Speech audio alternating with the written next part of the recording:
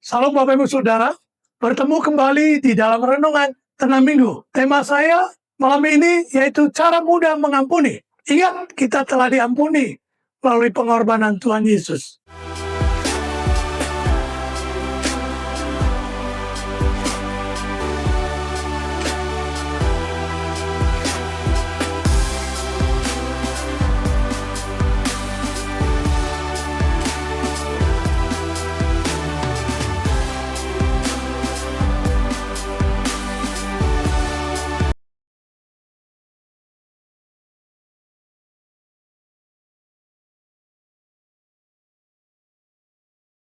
Banyak pasangan bercerai karena kurangnya pengampunan. Kata-kata kasar menembus sampai ke hati, sehingga pribadi yang terluka sulit memaafkan. Banyak keluarga mengalami keretakan relasi orang tua dan anak, antara saudara kandung satu dengan yang lain, sulit untuk saling memaafkan kesalahan mereka. Banyak koleha dalam pekerjaan yang terpisah karena sulit mengampuni. Alkitab berkata, pengampunan sejati diberikan oleh Tuhan Yesus. Ia memberikan pengampunan tanpa batas. Kita dibebaskan dari hukuman atas dosa. Firman Tuhan hari ini mengajak kita untuk bersikap sabar dan suka mengampuni seorang terhadap yang lain. Sama seperti Tuhan telah mengampuni kita. Tertulis dalam Kolose pasal 3 ayat 13. Inilah salah satu ciri manusia baru. Kalimat bijak, pengampunan seperti mawar yang memancarkan keharuman bagi orang yang menginjaknya. Yesus telah memberikan teladan yang sempurna dalam hal ini. Dia rela memberikan dirinya, disalib dan dihina.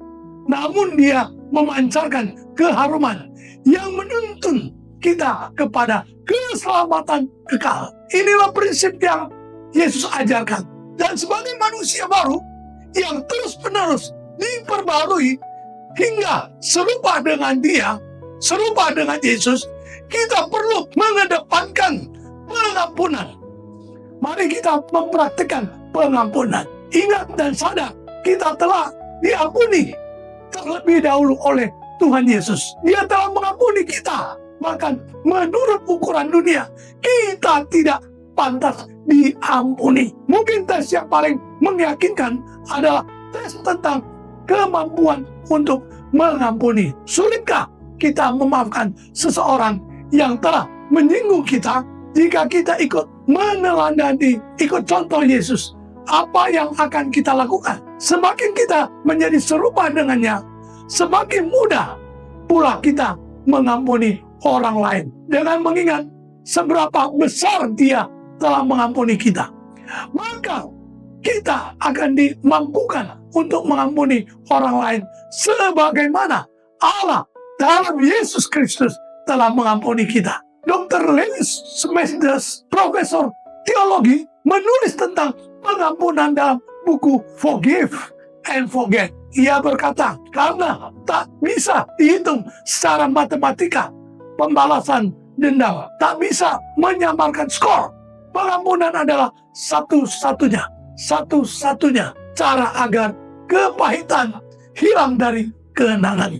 Mengapa Paulus menulis segala kepahitan, kegeraman, kemarahan hendaklah dibuang dari antara kamu.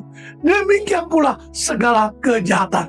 Tertulis dalam Efesus pasal 4 ayat 31. Pembalasan dendam memenjarakan kita. Mengampuni berarti membebaskan tawanan dan mendapati bahwa tawanan tersebut ternyata kita sendiri. Tidak banyak dari kita yang dengan sombong memaksa orang untuk mengampuni kita. Kita pun tidak dapat menuntut Allah harus mengampuni kita. Mengapa? Karena banyak orang telah mengalami bahwa pengampunan dan belas kasihannya hanya dapat diperoleh bila kita memiliki kerendahan hati, penuh penyesalan, dan mau bertobat. Dengan mengaku dosa, itu berarti kita setuju dengan Allah sehubungan dengan dosa kita.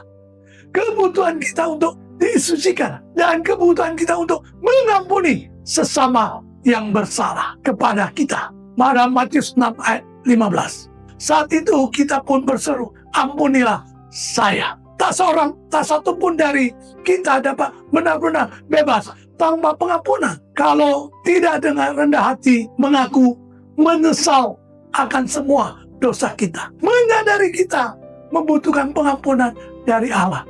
Dan orang lain membutuhkan pengampunan kita. Kesimpulannya, dengan rendah hati mengaku dosa kepada Tuhan, menyadari kasih-Nya yang besar telah mengampuni kita. Kita juga ingat kalau sampai kepahitan yang menderita adalah kita sendiri. Kalau tidak mengampuni, menghalangi doa kita dijawab Tuhan. Tertulis dalam Markus 11 ayat 25. Serta minta kekuatan Roh Kudus. Dengan demikian, kita mudah mengampuni orang lain. Kalau saudara dalam keadaan sulit untuk mengampuni, menderita, percayalah kepada Tuhan Yesus. Kalau saudara hari ini mau terima Yesus sebagai Tuhan dan Juru Selamat, ikut saya berdoa. Tuhan Yesus, saya mengaku saya orang berdosa yang tidak punya masa depan. Saya hari ini mau percaya Engkau mati di kayu salib, menebus dosa saya. Dengan darah-Mu yang tercurah di kayu salib untuk menyucikan dosa saya. Dan 3 hari kemudian bangkit dari kematian, mengalahkan maut.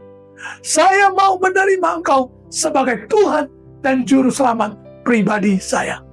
Saya mohon Allah Roh Kudus menolong saya hidup dalam kebenaran, sehingga saya boleh memiliki masa depan cerah, masa depan yang lebih baik. Dalam nama Tuhan Yesus Kristus. Amin. Tuhan Yesus, kami berdoa memberkati juga setiap yang mendengar renungan singkat ini, apapun pergumulan yang mereka hadapi. Baik pergumulan keuangan, pergumulan kesehatan, pergumulan pekerjaan, pergumulan hubungan dengan saudara yang lain. Terima kasih Tuhan, kami yakin dan percaya pertolongan Tuhan ajaib dalam hidup kami. Di dalam nama Tuhan Yesus Kristus. Haleluya. Amin.